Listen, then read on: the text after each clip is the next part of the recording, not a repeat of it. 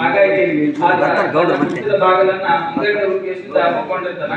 ಅವಾಗ ಭಿಕ್ಷುಕ ಬರ್ತಾನ, ಇಡೀ ಊರು ತುಂಬಾ ಅಡ್ಡಾಡಿದ್ರು ಸಹಿತ ಯಾರ ಮನೆಯೋ ಬಾಗಿಲು ತೆಗೆದಿರುವುದಿಲ್ಲ. ಅದಕ್ಕ ನಾ ಬಂದಿದ್ದ ಕಾಲದಲ್ಲಿ ಒಂದು ಸಾರ್ಥಕ ಜಾಗ ಅಂತ ತಿಳ್ಕೊಂಡು ಆ ಸನ್ಯಾಸಿ ಮನೆಗೆ ಹೋಗ್ತಾನ.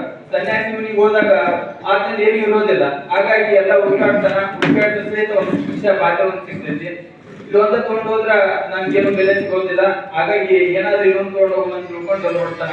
ಅವಾಗ ಸನ್ಯಾಸಿ ಮ್ಯಾಲ ಒಂದೇ ಒಂದು ಚಾದರ ಹೊಡ್ಕೊಂಡಿರ್ತಾನ.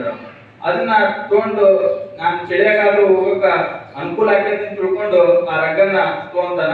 ಅವಾಗ ಸನ್ಯಾಸಿ ಮುಕ್ಕೊಂಡಿರಂಗಿಲ್ಲ, ಹೆಸರೇ ಇರ್ತಾನ. ಹೊರ ಹೋಗೋಣ ಆ ಸನ್ಯಾಸಿ ಬಾಗಿಲು ಹೊರ ಹೋಗಿ ನಿಲ್ಲು ಅಂತ ತಿಳ್ಕೊಂಡು ಜೋರು ಧ್ವನಿಯಿಂದ ಕರೀತಾನ. ಅಂತ ಚಳಿಗಾಲದೊಳಗೂ ಸಹಿತ ಆತ ಕರೆದಿರ್ತಕ್ಕಂಥ ನುಡಿಯನ್ನ ಕೇಳಿ ಬೆವರಿರ್ತಾನ. ಆ ಭಿಕ್ಷುಕ ಬರ್ತಾನ. ಏನ್ರಿ ಅಂತ ಕೇಳಿದಾಗ, ಇಲ್ಲ ನೀನ್ ಪಾಪ ಏನೋ ಕೆದಿಬೇಕು, ನಿನ್ನ ಬಡತನದಿಂದ ನನ್ನ ಮನೆಗೆ ಬಂದಿ ಕರೆ, ಆದ್ರ ನನ್ನಲ್ಲಿ ನಿನಗ ಕೊಡುವಂತಹ ಸಿರಿ ಸಂಪತ್ತು ನನ್ನಲ್ಲಿಲ್ಲ. ಹಾಗಾಗಿ ನೀ ಇನ್ನೊಂದ್ಸತಿ ಏನಾದ್ರು ಬರ್ಬೇಕಾದ್ರ ಒಂದ್ ಮಾತು ಹೇಳು, ನಾನೇ ಮನೆಗೆ ಭಿಕ್ಷೆ ಬೇಡಿ ಆ ಬಂದಿರ್ತಕ್ಕಂಥ ಅನ್ನದೊಳಗ ನಿನಗೂ ಒಂದ್ ಸ್ವಲ್ಪ ಕೊಡ್ತೀನಿ.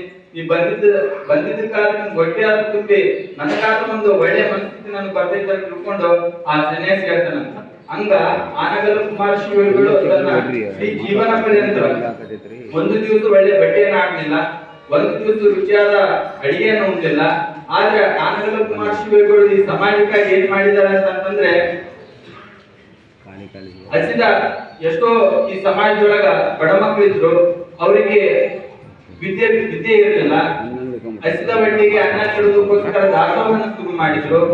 ಅನಕ್ಷರತೆ ಈ ಜಗತ್ತಿನಲ್ಲಿ ಇರಬೇಕಾದ್ರೆ ನನ್ನ ಮಕ್ಕಳು ಸುಶಿಕ್ಷಿತರಾಗಬೇಕಂತ ತಿಳ್ಕೊಂಡು ಒಳ್ಳೆ ಶಿಕ್ಷಣ ಸಂಸ್ಥೆಗಳನ್ನು ಕಟ್ಟಿದ್ರು. ಅನುಭವದಕ್ಕೋಸ್ಕರ